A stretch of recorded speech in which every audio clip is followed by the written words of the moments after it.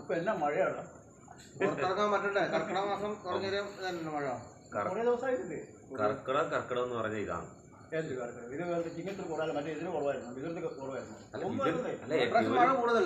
ഒരു വർഷം കിട്ടേണ്ട ഏറ്റവും കൂടുതൽ മഴ കിട്ടേണ്ടത് മിഥുനവും കർക്കിടകമാണ്. മിഥുന മാസം ഫുള്ള് മഴ.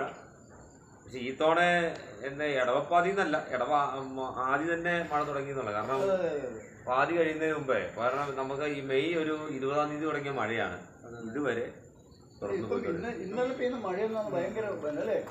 ഇന്നലെ കണ്ടില്ല, അതിന് തോറാനിക്ക് തലേദിവസം പിറ്റേ ദിവസം മറ്റേ ഇതിന് ഒരു ആനക്കുട്ടി ഒഴുകി പോയത്.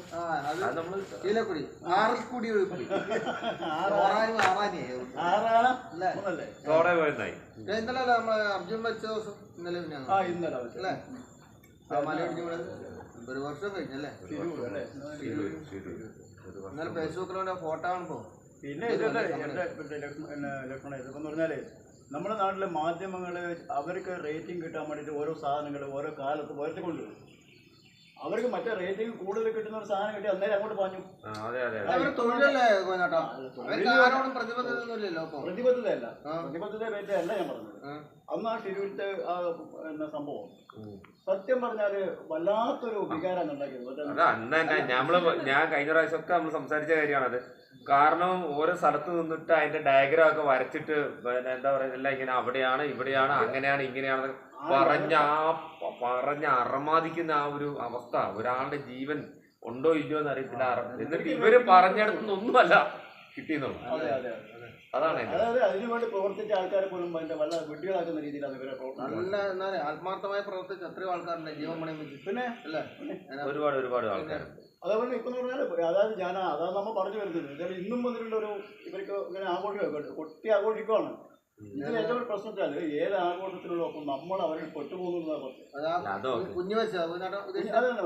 അതിന്റെ അകത്ത് കുട്ടി മരിച്ചതിന്റെ അകത്ത് ഒരുപാട് കാര്യങ്ങള് നമുക്ക് അതിന്റെ നിജസ്ഥിതി നോക്കുമ്പോ അതിന്റെ CCTV ദൃശ്യമൊക്കെ വന്നാ പറഞ്ഞത്. പക്ഷെ അതിന്റെ അകത്ത് ഒരു കുഞ്ഞിന്റെ കയ്യിൽ തെറ്റുണ്ടോ ശരിയുണ്ടോ എന്നുള്ളതല്ല, ആ സ്കൂൾ കെട്ടിടം ലൈൻ കമ്പിയുടെ താഴെ പണിതു എന്നുള്ളതാണ്.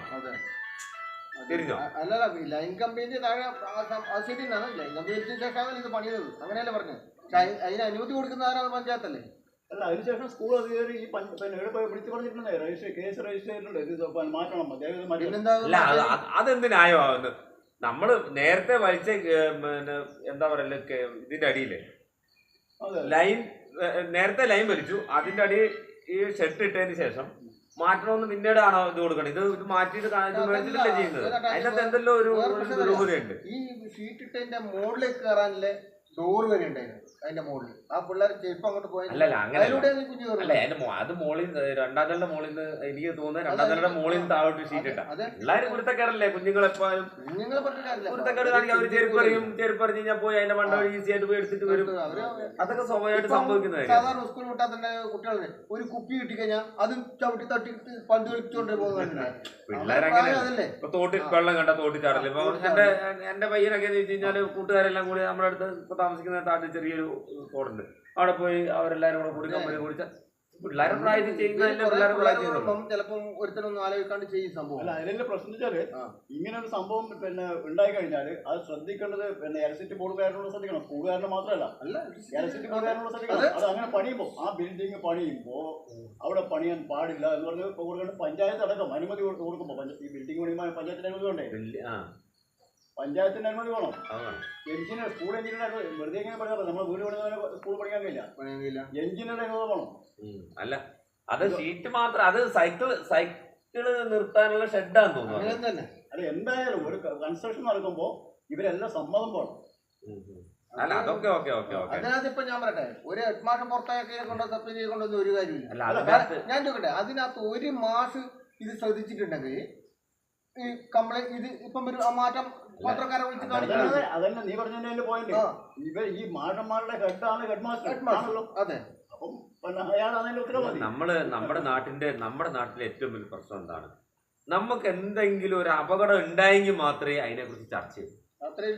അതായത് മറ്റുള്ള സ്ഥലങ്ങളിൽ അല്ലെങ്കിൽ നമ്മൾ മുൻകരുതലെടുത്ത് ഇന്നതൊക്കെ സംഭവിക്കാം എന്നുള്ള രീതിയിൽ കരുതലെടുത്ത് ചെയ്യേണ്ട കാര്യങ്ങൾ നമ്മുടെ നാട്ടിൽ ഞാൻ പറഞ്ഞ അതല്ല രസം.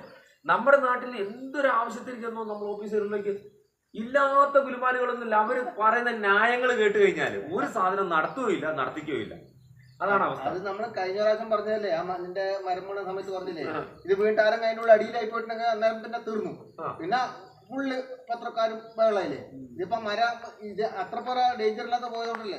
അതെ അതെ, എല്ലായിടത്തും അങ്ങനെ തന്നെ. എല്ലാ കാര്യത്തിലും സംഭവിച്ച ശേഷം നമ്മൾ ഭയങ്കര സംഭവ ചാനല് കാര്യങ്ങൾ. ഇതിനു മുമ്പ് ഒരു ചാനലായിരുന്നു, അത് കാണൂല.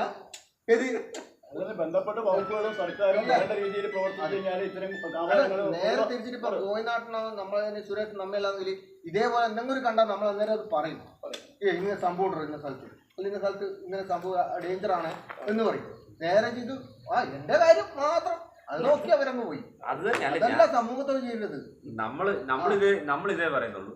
ഇപ്പം ഒരു കുട്ടി മരിച്ചതാണെങ്കിലും ഒരു മരം വീണ് മരിച്ചതാണെങ്കിലും അതിന്റെ എടുക്കേണ്ട മുൻകരുതൽ കടക്കെ കൊണ്ട് വളം വെച്ചിട്ട് കാര്യമില്ല. കറക്റ്റായിട്ട് നമ്മൾ ആ സമയത്ത് ചെയ്യേണ്ട കാര്യങ്ങൾ സമയബന്ധിതമായിട്ട് നമ്മൾ അധികാരികളാണെങ്കിലും ഉദ്യോഗസ്ഥരാണെങ്കിലും ചെയ്തെങ്കിൽ ഇങ്ങനെയുള്ള പ്രശ്നങ്ങൾ നമ്മുടെ നാട്ടിൽ.